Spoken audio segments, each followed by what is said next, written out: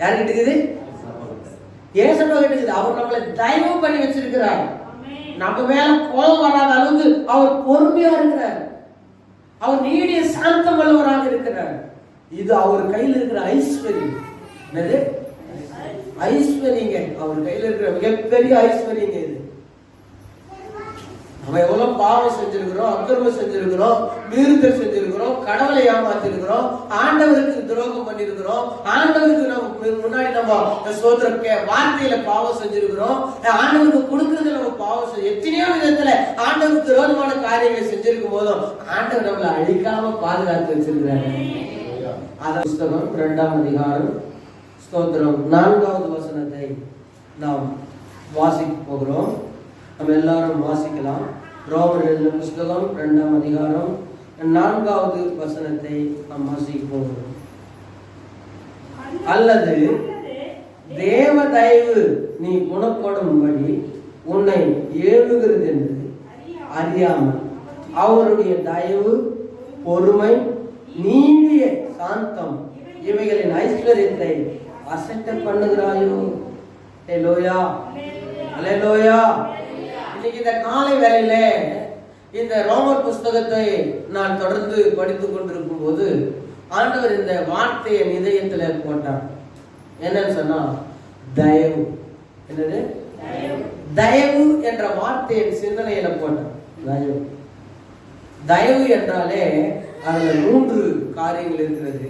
என்னன்னா தயவு, இரக்கம், பொறுமை, நீடிய சாந்தம். சொல்லுங்க. தயவு, பொறுமை, நீடிய சாந்தம். இது 3ம் அடங்கினதுதான் ஆண்டவருடைய கிருபை. ஆண்டவருடைய கிருபை. அவருடைய கிருபையில என்ன இருக்குதுன்னா தயவு இருக்குது, பொறுமை இருக்குது, நீடிய சாந்தம். இது 3த்துக்கும் பேர் ஆண்டவர் வைக்கிறாரு ஐஸ்வர்யம். என்னது? ஐஸ்வர்யம். என்னது? ஐஸ்வர்யம். தங்கம். ஒரு 1,00,000 தங்கம் ஒரு ரோட்ல இருக்குது. நீங்க போய் நேக்கிறீங்க, என்ன பண்ணுவீங்க? ஒரு 1,50,000 ஒரு நெக்லஸ், ஒரு செயின் ஊத்து போய் என்ன பண்ணுவீங்க? ஹல்லேலூயா.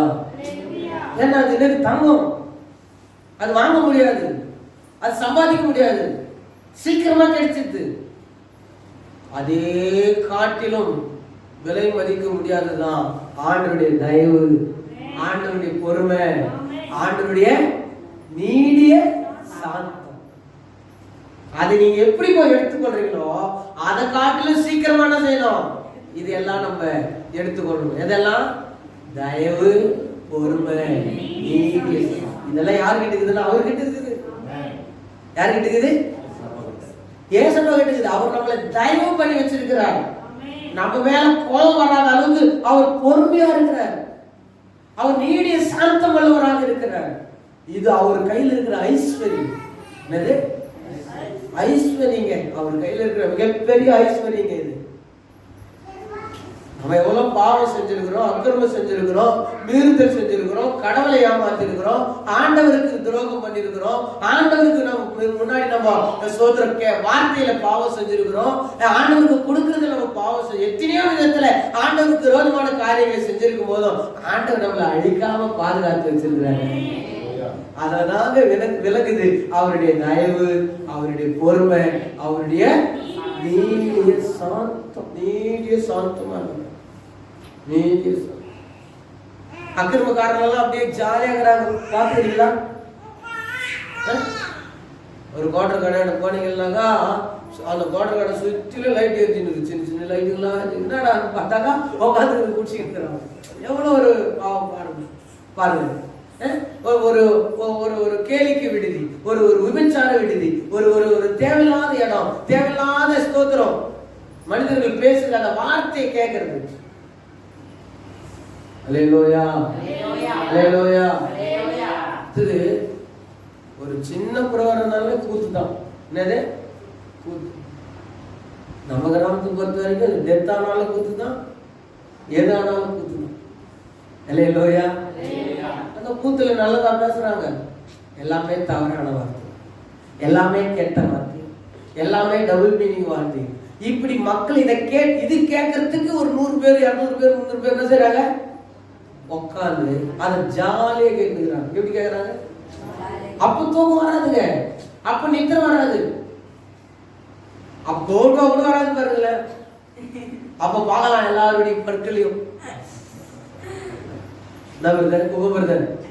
நம்ம ஊட்டாடதான் அடிக்கடி கூத்து போறது. எவ்வளவு கூத்து பார்த்துருக்கோம் நம்ம வீட்டுல நடக்காத கூத்தா? அல்லேலூயா. தயவு செய்து சர்ச்சைக்கு வர பிள்ளைகள் இனிமேல் அந்த கூத்து பக்கம் திரும்பியே பார்க்கணும், அந்த பக்கமே போகக்கூடாது. அவன் அல்லேலூயா.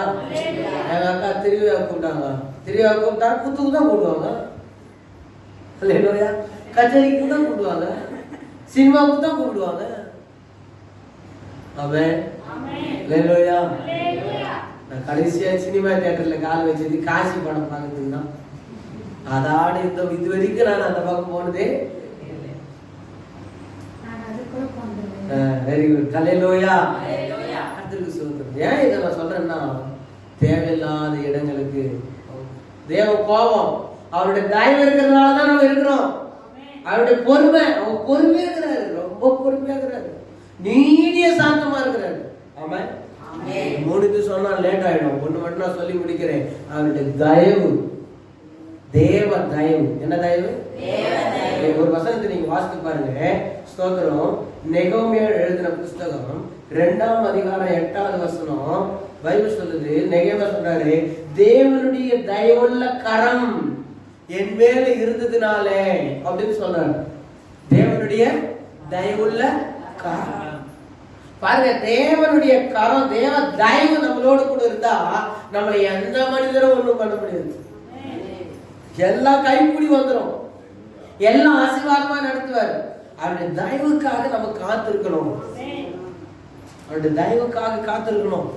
அவருடைய கிருபை நம்ம மேல வந்துட்டாலே போதும், ஆட்டோமேட்டிக்கா அவருடைய தயவு நம்ம மேல வந்துடும். அவர் பொறுமையா நம்ம மேல இருப்பாரு, அவர் நீடிய சாந்தம் உள்ளவரா இருப்பாரு. அவர் நீடிய சாந்தமா இருக்கிறாரு, சரி கொஞ்சம் பாவம் செய்யலாம். அவர் பொறுமையா இருக்கிறாரு, இந்த பொய் சொல்லலாம். அவர் பொறுமையா இருக்கிறாரு, இங்க லஞ்சம் வாங்கலாம். இங்க பொறுமையா இருக்கிறாரு, அவனை கொஞ்சம் ஏமாத்தலாம். இங்க பொறுமையா இருக்கிறாரு, அவங்ககிட்ட இப்படி பண்ணலாம் அப்படின்னு நினைச்சியானா அந்த சாபங்கள் ரொம்ப இருக்கும். அல்லேலூயா, அல்லேலூயா.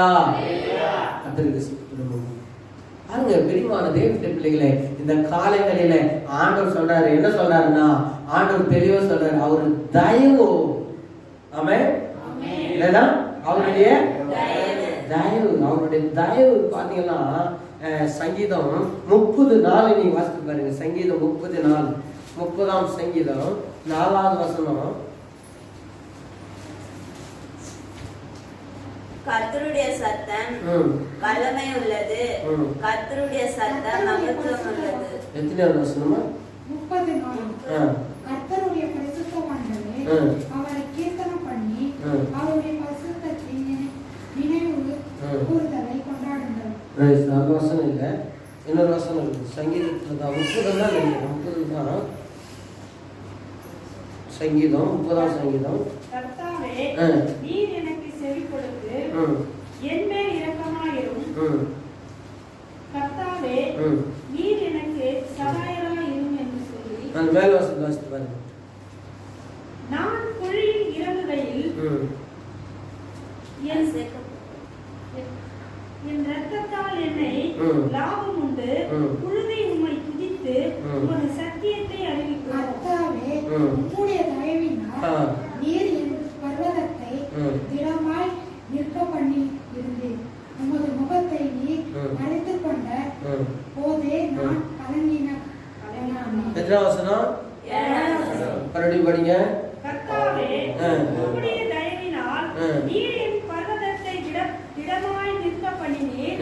உமது முகத்தை நீர் மறைத்துக் கொண்ட போது, உமது முகத்தை நீர் மறைத்துக் கொண்ட போது நான் கலங்கினேன். அல்லேலூயா. 5வது வசனம், 5வது வசனம். அவருடைய கோபம் ஒரு நிமிஷம், அவருடைய கோபம் ஒரு நிமிஷம், அவருடைய தயவோ. கரங்களை தட்டலாமே. அவருடைய கோபம் ஒரு நிமிஷம், அவருடைய தயவோ நீடிய வாழ்வு. ராமன் சொல்லாமே. அவரு கோபம் ஒரு நிமிஷம் தான், ஒரே நிமிஷம் கோபம் தான். லட்சக்கணக்கான மக்கள் செத்துட்டாங்க. ஒரு நிமிஷம் கோபம் தான் பூகம்பம், ஒரு நிமிஷம் கோபம் தான் சுனாமி, ஒரு நிமிஷம் கோபம் தான் இடி மின்னல், ஒரு நிமிஷம் கோபம் தான் வார்த்தா புயலோ இல்ல வேற எந்த புயலோ, ஏதோ ஒரு புயல். அவருடைய ஒரு நிமிஷம் கோபத்தினால அநேக பேர் மரணம், அநேக பேர் இந்த பூமியில இல்லை. ஆனா அவருடைய தயவோ கொஞ்ச நஞ்சம் கிடையாதுங்க. அவருடைய தயவு, அவருடைய தயவுக்காக நம்ம காத்திருக்கணும். ஆண்டவரே என்ன தயவு பண்ணுங்க ஆண்டவரேன்னு சொல்லி ஆண்டவருடைய தயவுக்காக நம்ம காத்திருக்கணும். அல்லேலூயா, அல்லேலூயா. ஒரு மனுஷனுக்குள்ளாக தேவ தயவு வந்துட்டாலே ஆண்டவர் 3 விதமான மனிதர்கிட்ட இருந்து நம்மளுக்கு தயவை ஏற்படுத்துறாரு. அல்லேலூயா. தேவ தயவு நம்ம மேல இருந்துட்டால ஆண்டவர் இந்த பூமியிலேயே எத்தனையோ பேர்கள் மத்தியிலிருந்து தயவு ஏற்படுத்துறாரு. இயேசு கிறிஸ்து மனித தயவுல வளர்ந்தாரா? எப்படி வளர்ந்தாரா? மனுஷனுடைய தயவுல தான் வளர்ந்தாரா இயேசு கிறிஸ்து. அப்ப யாருடைய தயவு வேணும்? மனுஷனுடைய தயவு. இயேசு கிறிஸ்துவுக்கு மனித தயவு வேணும். யார் அந்த மனிதர்கள்? அப்பா, அம்மா. யாரு? ஒரு குழந்தை வளரணும்னா யார் தயவு வேணும்? தாய் தகப்பனுடைய தயவு வேணும். தேவன் அதை ஏற்படுத்துறார். மரியாள் யோசேப்பும் இயேசு கிறிஸ்துவுக்கு தயவு பாராட்டி, சரி பிதா தேவதூதன் சொல்லிட்டாரு, என் மனைவி வயிற்றுல இயேசு பிறகு போறாரு, வெரி குட், நல்லது, மகிழ்ச்சி, சந்தோஷம், என் மனைவி பாக்கியவதின்னு சொல்லி இயேசுக்கு தயவு காட்டி அதை கர்ப்பப்பையில சுமந்து பெற்றெடுத்து சோத்திரம் அதை 30 வயசு வரைக்கும் வளர்த்தாங்க. பாத்தீங்களா? அல்லேலூயா. அப்போ கடவுளுக்கே ஒரு மனுஷ தயவு தேவைன்னா இந்த பூமியில வாழற நமக்கும் அவன் மனுஷ தயவு ஆண்டவர் என்ன செய்யறாரு? ஏற்படுத்துறாரு. அல்லேலூயா, அல்லேலூயா. மனுஷ தயவு நம்மளுக்கு ஏற்படுத்துறாரு பாருங்க. மனுஷ தயவு நம்மளுக்கு, மனுஷனுடைய தயவு தான் நம்மளுக்கு தேவை. தேவ தயவு நம்ம மேல இருந்துட்டாவே போதுங்க, ஆட்டோமேட்டிக்கா மனுஷ தயவு தேவனே ஏற்படுத்திடுவாரு. நீங்க போய் தேட தேவையில்லை, எனக்கு தயவு பண்ணுங்க, எனக்கு உதவி செய்யுங்க, எனக்கு அதை பண்ணி கொடு, நீங்க போக வேணாம், ஆண்டவரே தயவு பண்ணிடுவாரு. அல்லேலூயா. முதல்ல யாருடைய தயவுக்காக நம்ம காத்திருக்கணும்? கர்த்தருடைய தயவுக்காக. அவருடைய தயவு தான் நீடிய சாந்தம். அவர் கோபப்படாதபடி நம்ம பார்த்துக்கணும், அவர் கோபப்படாதபடி நம்ம நடந்துக்கணும், அவர் கோபப்படாதபடி நம்முடைய வார்த்தை, நம்முடைய கண்கள், நம்முடைய பார்வைகள், நம்முடைய செயல்பாடுகள், நம்முடைய குடுக்கல் வாங்கல் கூட அவருக்கு கோபம் வரவே. அல்லேலூயா, அல்லேலூயா. தேவனுடைய பிள்ளைகளை இந்த காலை வேளையில ஆண்டவர் சொல்றாரு, அவர் கோபப்படுற மாதிரி நம்ம நடந்து கூடாது. அவருடைய தயவு நீடிய வாழ்வு. மனிதனுடைய கண்களிலே ஆண்டவர் தயவு கொடுக்கிறார். மனிதனுடைய கண்களிலே ஆண்டவர் தயவு கொடுக்கிறார். பிராமன் சொல்லாமே, அல்லே சொல்லாமே, அவருடைய தயவு தான் இந்த பூமியில நம்ம பார்க்க போகிறோம். ஸ்தோத்திரம். எடுத்து வாசிக்கலாம். இயேசு எழுதின புத்தகம் 2ஆம் அதிகாரம் 1வது வசனத்தை நீங்க வாசித்து பாருங்க. இயேசுவா 2ஆம் அதிகாரம் 1வது வசனம்.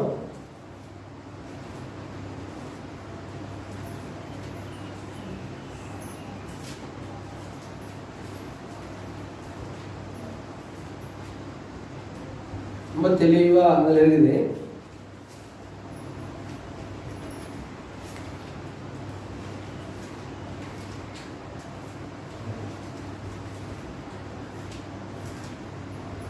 ஒரு வருஷத்துக்கு மட்டும் வாசிச்சிருக்கு. பேசுவாவே தெரியல எங்குதுன்னா சரியா போச்சு. 2:1 கர்த்தருக்கு ஸ்தோத்திரம்.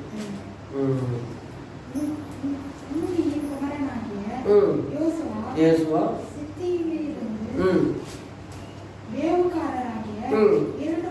இரண்டு மனுஷரை ரகசியமாய் வேவு பார்க்கும்படி அனுப்பி, நீங்க போய் தேசத்தை எரிகோவை பார்த்து வாருங்கள்.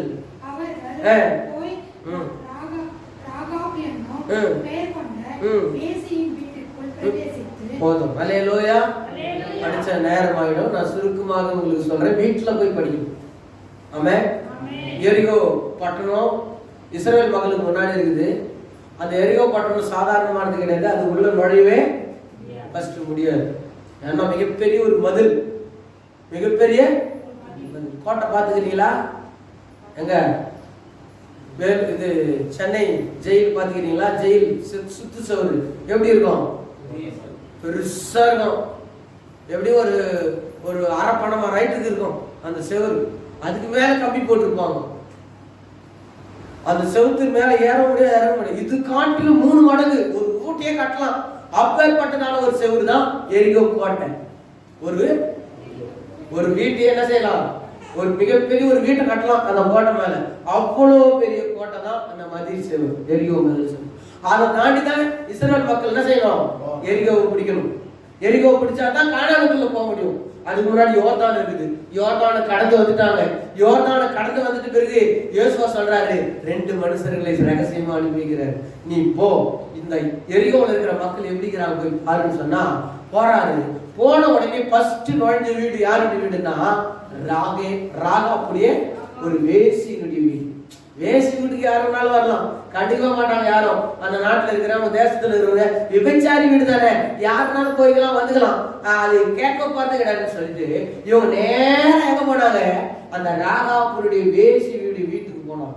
இந்த விஷயம் போய் 1 நாள் 2 நாள் தங்கல, எப்படி 4-5 நாள் தங்கிட்டுக்கிறாங்க. 4-5 நாள் தங்கிட்ட உடனே இந்த விஷயம் எரிகோ ராஜாவுக்கு தெரிஞ்சிச்சு. யாரோ நம்முடைய தேசத்தை வேவு பார்க்கறதுக்காக வந்திருக்கிறாங்க அப்படின்னு சொல்லி நேரா ஒரு 10 ஆட்களை அனுப்பி ராகாவுடைய வீட்டு முன்னாடி நின்று, உன் வீட்டுக்கு 2 பேர் வந்தாங்க, யார் அவங்க காட்டுங்கன்னு சொன்னேன். ஆமா 2 பேர் வந்தாங்க. ஆனா வந்து எதுவுமே சொல்லிட்டு நேரா என்ன செஞ்சாங்க? மறுபடியும் போயிட்டாங்க. அல்லேலூயா. ஆனா அந்த அம்மா என்ன செஞ்சாங்க தெரியுமா? அந்த 2 பேரையும் பரண்டு மேல, பரண்டு தெரியுங்களா?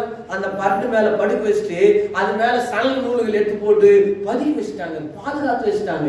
கடவுளுடைய பிள்ளைகளை பாதுகாத்த அந்த ஸ்திரீ கையை தட்டலாமே. ஒரு விபச்சாரி ஸ்திரீ தான், ஒரு பாவம் செய்கிற ஒரு ஸ்திரீ தான். ஆனா ஆண்டவருடைய பிள்ளைகளுக்கு தயவுக்காக பாராட்டினா பாருங்க. அல்லேலூயா, அல்லேலூயா. கடவுளுடைய பிள்ளைகளுக்கு தயவு பாராட்டினா பாருங்க. அவங்க ஒளித்து வச்சு அவங்க கிட்ட சொல்றாங்க, இப்பதான் போனாங்க, இப்போ ஒரு 2 கிலோமீட்டர் தான் போயிருப்பாங்க, நீங்க போனா இப்ப என்ன செஞ்சிடலாம்? புடிச்சிடலாம், சீக்கிரமா போங்கன்னு சொல்லிட்டாங்க. உடனே அவங்க கடகடன்னு போயிட்டானுங்க.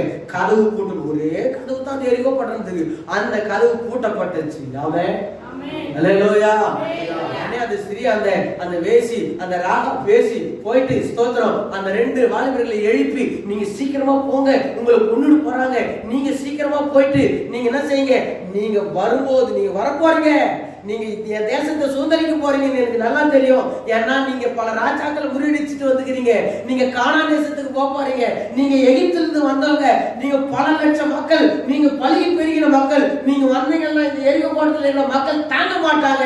இனி எனக்கு நல்லா தெரியும், நீங்க திரும்பி வரும்போதும் இந்த தேசத்தை பிடிக்கும் போதும் என் குடும்பத்தை மட்டும் காப்பாத்திருங்க. அல்லேலூயா. என்ன சொல்றான் பாருங்க அந்த ஸ்திரீ, என் குடும்பத்தை மட்டும் காப்பாத்திருங்க, என் குடும்பத்தை மட்டும் நீங்க தப்பு வச்சிருங்க, என் அண்ணன், என் அக்கா, என் தம்பி, என் அப்பா, என் அம்மா மட்டும் யாரும் என்ன செஞ்சிடாதீங்க, வெட்டி போட்டுறாதீங்க, கொன்னுடாதீங்கன்னு சொல்லி அவங்களுக்கு சத்தியம் வாங்கணும். என்ன வாங்குறா? சத்தியம் வாங்கி அவங்களை கூட வழியாக, ஜன்னல் வழியாக, அந்த மதில் வழியாக இறக்கி விட்டுறான். ஆமென். உடனே அந்த 2 வாலிபர் சொல்றாங்க, கவனிக்கிறீங்களா? என்ன சொல்றாங்க? அம்மா, எங்களை கயிறு கட்டி இறக்கி விட்டுல, அந்த சகுப்பு கயிறை உன் ஜன்னல்ல கட்டி வை, நாங்க இந்த எரிகோ கோட்டையை நாங்க சுற்றி வளைச்சிடும் போதும் அந்த கயிறு பார்த்து தான் உங்க குடும்பத்தை நாங்க என்ன செஞ்சிருவோம்? தப்பிக்க வைப்போம். உங்க வீட்டார் எல்லாரும் அந்த வீட்டுல தான் நீங்க தங்கி இருக்கணும் அப்படின்னு சொல்லிட்டு போயிட்டாங்க. அதுக்கும் சத்தியம் வாங்கிட்டு என்ன செஞ்சாங்க? போயிட்டாங்க, பிராமிஸ் பண்ணிட்டு போயிட்டாங்க. ஒரு ஆமென் சொல்லாமே. அதுங்க தேவன் எப்படி ஆண்டவர் அந்த மகளுக்கு அற்புதம் செய்றாரு. ஒரு சாதாரணமா எல்லாராலையும் மதிக்கப்படாத, ஒரு கேவலமா எண்ணப்படுகிற அந்த ஸ்திரீக்கே ஒரு கடவுளுடைய பயம் இருந்தது. அந்த கடவுளுடைய பயம் இருந்ததுனாலதான் அந்த வேவு பார்க்க வந்த 2 சகோதரர்களை காப்பாற்றி மறுபடியும் வீட்டுக்கு அனுப்பிச்சு வச்சாங்க. ஒரு நாள் ஒண்ணு வந்தது பாருங்க. நீங்க அடுத்த வசனத்தை நீங்க வாசித்து பார்த்தீங்கன்னா உங்களுக்கு நன்றாக தெரியும். இயேசுவா ஸ்தோத்திரம் அந்த 3ஆம் அதிகாரம் இந்த வசனத்தை நீங்க வாசித்து பாருங்க. ஸ்தோத்திரம் 6ஆம் அதிகாரம் 21வது வசனம், 22 படிங்க. தேசத்தை வேவு பார்த்த 2 மனுஷரை நோக்கி, நீங்கள் அந்த வேசியின் வீட்டிலே போய் நீங்கள் அவளுக்கு ஆணையிட்டபடி அந்த ஸ்திரியையும் அவளுக்கு உண்டான யாவற்றையும் அங்கிருந்து வெளியே கொண்டு போகுங்கள் என்றார். அப்பொழுது வேவுக்காரர் வந்து வாலிபர் உள்ளே போய் ராகாப்பையும் அவன் தகப்பனையும் அவன் தாயையும் அவன் சகோதரியும் அவருக்கு உண்டான எல்லாவற்றையும் குடும்பத்தார் அனைவரையும் வெளியே அழைத்து கொண்டு வந்து அவர்கள் இஸ்ரவேல் பாளையத்துக்கு புறமே இருக்கும்படி பண்ணினார்கள். அல்லேலூயா, அல்லேலூயா. நம்ம மனிதர்களுக்கு தயவு பண்ணும் போதும் தேவன் நம்மளுக்கு கிடைக்கும். உயிரே காப்பாற்றப்பட்டுச்சு பாருங்க. அல்லேலூயா. ஒரு சாதாரண ஒரு ஸ்திரீ தாங்க, ஒரு சாதாரண ஒரு ஸ்தோத்திர பாவம் செஞ்ச ஸ்திரீ தான் இருந்தாலும், ஆனா அந்த ராகா வேசி அந்த 2 வாலிபர்களை தப்பிக்க வைத்தார். கண்களிலே அந்த மனிதனுடைய கண்களிலே தயவு கிடைக்க உதவி செஞ்சார். ஆமென், அல்லேலூயா. சாதாரணமான ஸ்திரீ இல்லைங்க அந்த அம்மா. பைபிள் சொல்லுது மத்தேயு 1ஆம் அதிகாரம் ஸ்தோத்திரம் வாசித்து பாருங்க அந்த வசனத்தை. மத்தேயு 1:4-5 வசனத்தை. அந்த அம்மா அந்த மாதிரியான ஒரு தயவு பண்ணினதுனாலதான் இயேசுநாதருடைய வரலாறுல வராங்க பாருங்க. மத்தேயு 1:4-5 1ஆம் அதிகாரம் வசனம் படிங்க. ஆராம் அமினாதாபை பெற்றான், அபினாதாப் ஆசோனை பெற்றான், ஆசோன் சல்மோனை பெற்றான், சல்மோன் போவாசை பெற்றான், ராகாப்பினிடத்தில் பெற்றான். பாருங்க, அல்லேலூயா. இந்த போவாஸ் யாருன்னா, போவாசுடைய அம்மா யாருன்னா இந்த ராகாப் தான். கை தட்டலாமே. போவாஸ் யாரு? ராகாப்புக்கு அம்மா, போவாசுக்கு அம்மா ராகாப். போவாஸ் யாரு? ரூத்துடைய வீட்டுக்காரர். ரூத் யாரு? இயேசுநாதருடைய வழியில வந்தவர் தான் இந்த போவாஸ். தேவன் எப்படி இணைக்கிறார்கள். ஒரு வேசியா இருந்தாலும் இயேசுநாதருடைய வம்ச வரலாறுல வராம இருக்க. நம்ம பேரு கூட அவருடைய அட்டவாடியில அவருடைய ஜீவ புஸ்தகத்துல நம்முடைய பேர் கூட என்ன செய்யணும்? அல்லேலூயா. ஏன்னா அந்த ஊழியக்காரர்களுக்கு, அந்த தேவ மனிதர்களுக்கு, அந்த வேவு பார்த்தவர்களுக்கு தயவு பாராட்டினாங்க. என்ன பாராட்டினாங்க? கடவுளுடைய பிள்ளைகளாகி நீங்க, ஆண்டவருடைய பிள்ளைகளாகி நீங்க மற்றவங்களுக்கு என்ன பாராட்டணும்? என்ன பாராட்டணும்? தயவு. தயவுல உனக்கு கர்த்தர் தயவுல உனக்கு. நீங்க மற்றவங்களுக்கு தயவு பாராட்டுங்க. அவங்க ஏழையா இருக்கலாம், பணக்காரங்களா இருக்கலாம், அவங்க வசதி வாய்ப்பா இருக்கலாம், அவங்க பிச்சை எடுக்கிறவங்களா இருக்கலாம், அவங்க ஒன்றுத்துக்கு உதவாதவர்களா இருக்கலாம். அவங்களுக்கு நீங்க என்ன செய்யுங்க? தயவு பாராட்டுங்க, தயவு பண்ணுங்க, தயவா இருங்க. கடினமா இருக்காதீங்க, கடினமா இருக்காதீங்க. தயவு உங்க இதயத்துல இருந்து என்ன வரணும்? மனுஷ தயவை ஏற்படுத்துவார் ஆண்டவர். நீங்க தயவு பண்ணினாதான் ஆண்டவர் உங்களுக்கு பல தயவுகள் என்ன செய்வாரு? ஏற்படுத்துவார். அது அதிகாரி கண்களா இருக்கலாம், இல்ல ஸ்தோத்திரம் வேற எந்த மனிதர் கண்களா இருக்கலாம், அரசியல்வாதி கண்களா இருக்கலாம். ஆண்டவருடைய தயவு இருக்கும். ஒரு ஆமென் சொல்லாமே. வேசினுடைய வாழ்க்கையிலிருந்து கடவுள் பிள்ளைகளுக்கு ஒரு தயவு ஆண்டவர் என்ன செஞ்சாரு? கொண்டு பண்ணினார். ஆமென். ஒரு மனிதனுக்குள்ளாக தேவ தயவு வந்தா மனுஷ தயவையும் ஆண்டவர் என்ன செஞ்சிருக்காரு? கொடுத்துருக்காரு. ராமன் சொல்லாமே. ரெண்டாவது ஒரு தயவு 2 சாமுவேல் எழுதின புஸ்தகம் ஸ்தோத்திரம் 9ஆம் அதிகாரம் 1 - 13 வசனங்களை நீங்க வாசித்தா டைம் ஆகும். ஸ்தோத்திரம் நீங்க வீட்டுல போய் வாசிக்கணும். கண்டிப்பா வீட்டுல போய் வாசிக்கணும். வீட்டுல போய் வாசிக்கிறவங்களுக்கு தான் அடுத்த வாரத்துல என்ன பிரச்சனைன்னு உங்களுக்கு நல்லா புரியும். ஒண்ணு யோசுவா 2ஆம் அதிகாரத்துக்கு போய் வாசிக்கணும். ரெண்டாவது ஸ்தோத்திரம் 2 சாமுவேல் 9ஆம் அதிகாரத்தை நம்ம படிக்கும் போதும் ஒரு வசனத்தை கூட நீங்க படிச்சிடுங்க. 2 சாமுவேல் 1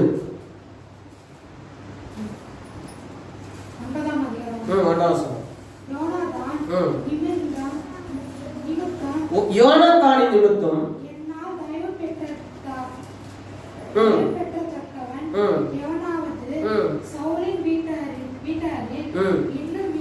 மீதியா இருக்கிறவன் உண்டா என்று தாவீது கேட்டான். கவனிங்க, யோனாத்தான் நிமித்தம் சவுலுடைய வீட்டுல எவனாச்சும் என்னால தாவீது பெறாதவன் எவனாச்சும் உண்டா அப்படின்னு கேட்கிறார். யார் கேட்கறது?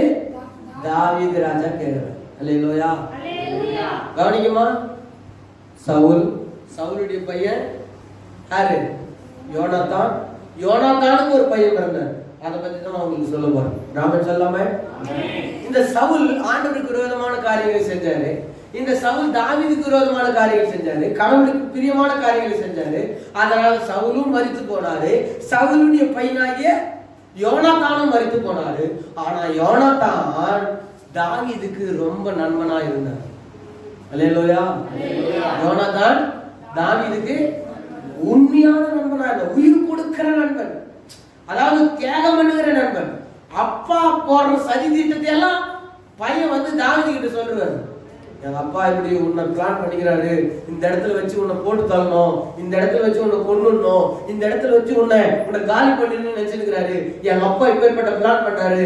தாவீது ராஜாவே, தயவு செய்து என்ன செஞ்சிருங்க, தப்பிச்சிடுங்க, தப்பிச்சிடுங்க, எங்கேயாச்சும் ஓடிடுங்க அப்படின்னு சொல்லுவாரு. அவ்வளவு உண்மையா இருப்பாரு தாவீதுக்கு இந்த யோனாத்தான். அல்லேலூயா. யோனாத்தானும் ஒரு நாள் மரிச்சு போனார். அதனாலதான் தாவீது சீபா என்கிற ஒரு வேலைக்காரன் கிட்ட கேக்குறாரு, சீபாவே, சவுலுடைய குடும்பத்துல யோனாத்தானுடைய குடும்பத்துல என்னால தயவு பெற்றவன் எவனாச்சும் இருக்கிறானா, தயவு பெறாமல் இருக்கிறானா, அவனை கண்டுபிடிச்சு சொல்லணும்னே சீபா என்கிறதான ஒரு ஊழியக்காரன் சொல்றாரு, ஐயா, யோனாத்தானுக்கு ஒரு பையன் இருக்கிறாரு, அவருடைய பேர் தான் மோவிபிசேத்து. என்ன பேரு? மோவிபிசேத்து. அவருடைய கால்கள் ரெண்டும் முடமாக்கப்பட்டிருக்கிறது. அவருடைய கால்கள் ரெண்டும் ஏன் முடமாயிடுச்சுன்னா, ரெண்டு காலம் இல்லை.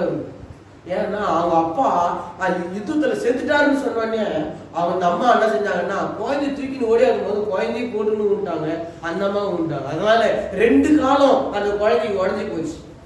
ரெண்டு காலம் உடஞ்சதுனால இது அப்பாவும் இல்ல அம்மாவும் இல்லாததுனால, யோனாத்தானும் இல்லை, யோனாத்தான் மனைவி இல்லாததுனால வேற யாரோ ஒரு சொந்தக்காரர்கிட்ட இந்த குழந்தை என்ன செஞ்சு வளர்ந்தது. அவன் அல்லேலூயா. யோனாத்தானுடைய தயவை நினைத்து பார்த்தார் இந்த தாவீது. ஆமென். அல்லேலூயா. யோனாத்தான் எனக்கு எவ்வளவு உதவி செஞ்சான், யோனாத்தான் எனக்கு எவ்வளவு உண்மையுள்ள நண்பனா இருந்தான், யோனாத்தான் எனக்கு கொன்னு செத்துட்டானே, இப்ப அவன் வம்சத்துல யாராச்சும் இருக்கிறாங்க தேடி பார்க்கும் போதும் அவருடைய பையன் இருக்கிறாரு. ஆமென். உடனே அந்த பையனை கூட்டிட்டு வராங்க. கூட்டு வந்து சிங்காசனத்துல உட்கார வச்சு யோனாத்தானுக்கு இருக்கிற எல்லா சொத்து பத்தெல்லாம் இந்த மோவிபிசேத்து மேல என்ன செய்யறாங்க, எழுதுறாங்க. பல ஏக்கர், பல லட்சம், அவன் கிட்டத்தட்ட ஆயிரக்கணக்கான வேலைக்காரர்கள் யோனாத்தானுக்கு இருந்தாங்க. அந்த வேலைக்காரர்கள் எல்லாம் இப்ப மோவிபிசேத்துக்கு வேலைக்காரர்களாக மாறி போனாங்க. அவன் சொல்லாமே ஏன் சொல்றான் அப்படின்னு சொன்னா, யோனாத்தான் தாவீதுக்கு எப்படி தயவு பண்ணினாரோ அதே போல தாவீது மோவிபிசேத்துக்கு என்ன செய்யறாரு. நீங்க உங்க வாழ்க்கையில மற்றவங்களுக்கு ஏழைக்கு இருக்கிறீங்கன்னா உங்க பிள்ளைகளுக்கு தேவன் என்ன செய்வாரு, ராமன் சொல்லாம. யோனாத்தான் அப்படிதாங்க செஞ்சாரு, யோனாத்தான் அப்படிதாங்க பண்ணாரு. யோனாத்தான் தாவீதுக்கு உடன் சகோதரனா இருந்து உண்மையா இருந்தாரு. கடைசியில தாவீது ராஜாவா மாறும் போதும் யோனாத்தானுடைய பையனாகிய மோவிபிசேத்துக்கு தயவு பாராட்டினார். ஆமென். ராஜ சாப்பாடுங்க, ராஜ சாப்பாடு. எனக்கு பிரியமான தேவனுடைய பிள்ளைகளே, இன்னைக்கு நீங்க ஆண்டவருக்கு பிரியமா இருந்தா ஆண்டவர் உங்க பிள்ளைகளுக்கு பிரியமா இருப்பார். தாவீது ராஜா கிட்ட கண்களில் தயவு வருது பாருங்க. யாருக்கு யாருக்கு வருது? ஆயாவா? யாருக்கு வருது? யோனாத்தானுடைய மகன். அவர் பேர் என்ன பேரு? மோவிபிசேத். இந்த அதிகாரம் வீட்டுல போய் படிச்சு பாருங்க, பொறுமையா படிங்க. இதை விட்டா உங்களுக்கு வேற என்ன வேலை? இதை படிச்சாதான் வாழ்க்கையே, இதை படிச்சாதான் ஆசீர்வாதமே. அல்லேலூயா, அல்லேலூயா. பாருங்க, சவுலுடைய பையன் யோனாத்தான், யோனாத்தானுடைய பையன் மோவிபிசேத்துக்கு ஆண்டவர் ஆசீர்வாதத்தை கொடுக்கிறாரு. ரெண்டு காலம் நடக்க முடியாதுங்க, இருந்தாலும் அவன் ராஜ சிங்காசனத்துல என்ன செஞ்சாரு, தாவீதுடைய கண்களில தயவு கிடைச்சதுங்க. தாவீது சகலத்தையும் அவனுக்கு கொடுத்தாருங்க. தன் குடும்பத்துல, தன் அரண்மனையில ஒரு நபராக அவனை சேவிக்க உதவி செஞ்சாருங்க. ரெண்டு காலம் இல்ல, இருந்தாலும் யோனாத்தானும் பட்ட பிரயாசத்தை அவனுடைய பையனாகிய மோவிபிசேத் அனுபவிக்கிறார். நல்ல சொல்லாமே, அவன் சொல்லாமே. ஆண்டவர் சாதாரண மனுஷத்துல தயவு பாராட்டுறாரு, தயவு கொடுக்க பண்றாரு. ரெண்டாவது ராஜா கண்களில தயவு கொண்டு பண்றாரு. மூணாவது ஒண்ணு நம்ம வாசிக்க போகிறோம். அப்போஸ்தலர் நடவடிக்கைகள் புஸ்தகம் 27ஆம் அதிகாரம் 24வது வசனம். கடைசியா 27 24. பவுலே, பயப்படாதே, ராயனுக்கு முன்பாக நிற்க வேண்டும். உன்னோடு கூட யாத்திரை பண்ணுகிற யாவரும் தேவன் உனக்கு தயவு பண்ணினார். கை தட்டி அல்லேலூயா. ஒரு ஊழியக்காரர் நிமித்தம் ஊழியக்காரரோடு கூட இருக்கிறவங்களுக்கு ஆண்டவர் தயவு பண்றார். மூணாவது, கடவுளுடைய பிள்ளைகளுக்காக கடவுளுடைய பிள்ளைகள் நிமித்தம் மற்றவங்களுக்கு என்ன செய்யறாரு? ஆண்டவர் தயவு பண்றாரு. ராமன் சொல்லாம பவுல் பிரயாணம் போறாரு. கப்பல்ல பிரயாணம் போகும்போதும் புயல் வந்துருச்சு. புயல் அகப்பட்டுக்குன்னு அப்படியே எல்லாத்தையும் செத்துருவோம் அப்படின்னு நினைச்சிட்டாரு. மெலித்த தீவுக்கு போயிட்டு பாம்பு கூட கடி வாங்கிட்டு வந்துட்டாரு. இப்படி பல சூழ்நிலையில வந்த பிறகு ஆண்டவர் ஒரு நாள் அவருக்கு தரிசனம் காட்டுறாரு. பவுலே, நீ கப்பல் சேதம் ஒன்னும் சாகடிக்காது, நீ தண்ணியில சாக மாட்ட, நான் உன்னை ராயனுக்கு முன்னாடி நிக்க வைக்க போறேன், நான் உனக்கு தயவு கொடுத்தது போல உன் பின்னாடி வர்றவங்களுக்கு என்ன செய்வேன்? தயவு பாருங்க. ஒரு கடவுளுடைய பிள்ளைகள் நிமித்தம் ஆண்டவர் உன்னை பின்பற்றுறவங்க, உங்களை நம்புறவங்க, உங்களை நேசிக்கிறவங்க, உங்களோடு கூட இருக்கிறவங்க, உங்களோடு பழகிறவங்களுக்கு ஆண்டவர் தயவு பண்ணுவாங்க. யாரால? யாரால? யாரால? என்னால. சொல்லுங்க. நான் யாரு? நான் ஏசவா பிள்ளை. என்னால என்ன நம்புறவங்களுக்கு தயவு கிடைக்குது. இது மூணாவது. உன்னை நம்புறவங்களுக்கு, உன்னை பின்பற்றாங்க பாரு, உன்னை பாக்குறாங்க பாரு, உன் ஃப்ரெண்டா இருக்கிறாங்க பாரு, உன் நண்பரா இருக்கிறாங்க பாரு, உன் பங்காளியா இருக்கிறாங்க பாரு, உங்களுடைய பைசாலியா இருக்கிறாங்க பாரு, உன் பக்கத்து வீட்டுக்காரா இருக்கிறாங்க பாரு, அவங்களுக்கு எல்லாம் உன்னாலதான் தயவு கிடைக்கும். ஏன்னா கர்த்தரோடு கூட அதான் பவுல் பார்த்தான்னு சொன்னாரு, உன்னாலே உன் கூட இருக்கிறவங்களும் தயவு பெற்றுவாங்க. மூணு விதமான தயவு பார்த்தோம். ஒண்ணு, சாதாரண ஒரு வேசி, அவ கையில இருந்து தயவு வந்தது. ரெண்டாவது, தாவீது ராஜா கையில இருந்து தயவு வந்தது. மூணாவது, கடவுளுடைய பிள்ளை கையில இருந்து என்ன செய்யும்? தயவு. மற்றவங்களுக்கு அந்த தயவு வரும். நீங்க உங்களோட கூட ஆண்டவர் இருந்தாருன்னா உங்க மூலியமா மற்றவங்க தயவு பெற்றுப்பாங்க. என்னாலதான் நான் வந்ததுனால தப்பிச்சுக்கினேன், நான் ரட்சிக்கப்பட்டதுனால தான் இந்த வீடு நல்லா இருக்குது, நான் ஜெபம் பண்றதுனால தான், நான் ஆராதிக்க ஆலயத்துக்கு போறதுனால தான், நான் ஆண்டவர் நேசிக்கிறதுனால தான் நீங்க இருக்கிறீங்க. ஆமென். அல்லேலூயா. நம்ம வீட்டுல ஒருத்தர் ஜெபம் பண்ற ஆளா இருந்தா போதுங்க, அந்த வீடு பாதுகாக்கப்படும். ஒருத்தர் ஆராதிக்கிறவங்களா இருந்தா போதுங்க, அந்த வீடு உயர்ந்து வந்துடும். ஒரு வீட்டுல ஒருத்தர் மனம் திரும்பி இருந்தா போதுங்க, அந்த குடும்பம் முழுவதும் ஆண்டவர் மனம் திரும்பி கொண்டு வந்துருவாரு. ஒரு வீட்டுல ஒருத்தர் பைபிள் படிக்கிறவங்களா இருந்தா போதுங்க, அவங்களுக்கு சிறந்த ஞானத்தை ஆண்டவர் கொடுத்துருவாருங்க. அந்த வீடு ஆசீர்வதிக்கப்பட்டிருங்க. ஒருத்தர் தாங்க ஆண்டவர் பாக்குறாரு. யார? ஒருத்தர். உங்க வீட்டுல ஒருத்தர் தான் ஆண்டவர் பாக்குறாரு. ஒரு நபர் தான் ஆண்டவர் பாக்குறாரு. அந்த ஒரு ஆளை வச்சுதான் ஆண்டவர் அநேக காரியங்கள் ஆண்டவர் செய்வாரு. ஆமென். ஒரு ஆள் போதுங்க ஆண்டவருக்கு. வீட்டுல ஒருத்தர் போதும். ஜெபிக்கிறவங்க, ஆராதிக்கிறவங்க, கொடுக்கிறவங்க, ஸ்தோத்திரம் பண்றவங்க, நன்றி செலுத்துறவங்க, வீட்டுல யாரு போதும்? யாரு போதும்? ஒரு நபர் போதுங்க ஆண்டவருக்கு. அந்த ஒரு நபர் வச்சே ஒரு கிராமத்தை சந்திப்பாரு, ஒரு தேசத்தை சந்திப்பாரு. ஒரு நபர் கூட கத்தகா புத்தகா இருந்தா ஒண்ணு வேலைக்கு. ஆண்டவர் அதான் சொல்றாரு, ஆண்டவரே ஒரு 50 நீதிமான் தான் அழிப்பீரோ? ஜெபம் பண்றாரு ஆபிரகாம். ஆண்டவரே 50 நீதிமான் தான் அழிப்பீரோ? அழிக்க மாட்டேன்பா. 40 அழிக்க மாட்டேன்பா. 30 நீதிமான் இருந்தா அழிக்க மாட்டேன். 5 நீதிமான் இருந்தா கூட அழிக்க மாட்டேன்பா தேசத்தை. ஒரு நீதிமான் இருந்தா கூட இந்த கிராமத்தை அழிக்க மாட்டேன்பா. அங்க தேடி பாக்குறாரு ஆபிரகாம். தேடி பார்த்தா அங்க ஒரு நீதிமான் கூட இல்ல. அதனால அந்த சோதோம் கோமராவே என்ன செஞ்சுச்சு? ஒரு குடும்பத்துல ஒருத்தர் நல்லவங்களா இருந்தா போதுங்க, ஒரு குடும்பத்துல ஒருத்தர் நீதிமானா இருந்தா போதுங்க, ஒரு குடும்பத்துல ஒருத்தர் பரிசுத்தமா இருந்தா போதுங்க, அந்த குடும்பத்தையே ஆண்டவர் ஆசீர்வதிச்சிட்டாரு. அந்த குடும்பத்துக்கே தயவு பாராட்டிட்டாரு. ஆமென். அது நோவாவுக்கு கர்த்தருடைய கண்களிலே நோவாவுக்கு மட்டும் தான் கிடைச்சிச்சு. நோவா பிள்ளைங்களுக்கு கிடைச்சிச்சா? நோவாவுடைய மருமக்கள்மாருக்கு கிடைச்சிச்சா? நோவாவுடைய மனைவிக்கு கிடைச்சிச்சா? இல்ல, நோவாவுக்கு மட்டும் தான் கிடைச்சிச்சு. அந்த நோவா நிமித்தம் அவன் குடும்பத்தை ஆண்டவர் காப்பாத்துறாரு. ஒருத்தர் தான் ஆண்டவர் பாக்குறாருங்க. உன் வீட்டுல ஒருத்தர் நீ உண்மையா இருந்தா போதும், ஒருத்தர் உண்மையா வந்தா போதும், ஆண்டவர் உயரத்துல கொண்டு வந்துருவாரு. ஒருத்தர் ஜெப வீரரா இருந்தா போதும், ஆண்டவர் ஆசீர்வதிச்சிருவாரு. ஒருத்தர் கொடுக்கிறவங்களா இருந்தா போதும், ஆண்டவர் கடல் இல்லாம நடத்திடுவாரு. அல்லேலூயா.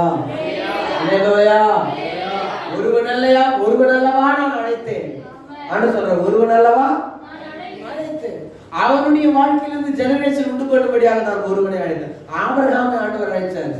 இன்னைக்கு ஆபிரகாமுடைய வழியில நம்ம எல்லாரும் இருக்கிறோம். ஒருத்தரை தான் ஆண்டவர் அழைச்சாரு. ஒருத்தரை வச்சு ஆண்டவர் 1000 பேரை மாத்துறதுக்கு அவரால. ஆனா அந்த ஒருத்தர் உண்மையா ராமன் சொல்லாமே அல்ல சொல்லாமே எல்லாரும் முழங்கால் படிக்கலாம். Praise the lord. ஹalleluya ஹalleluya. நன்றி ஆண்டவரே. எல்லாரும் கரங்களை உயர்த்தி சொல்லலாமே. ஒரு நாளும் தயை கண்டேன் ஐயா, அன்னால் என்னை நான் வெறுத்தேன் ஐயா. சொல்லுங்க. ஒரு நாளும் தயை கண்டேன் ஐயா, அன்னால் உன்னை நான் வெறுத்தேன் ஐயா, உம் தயை தேடி ஐயா.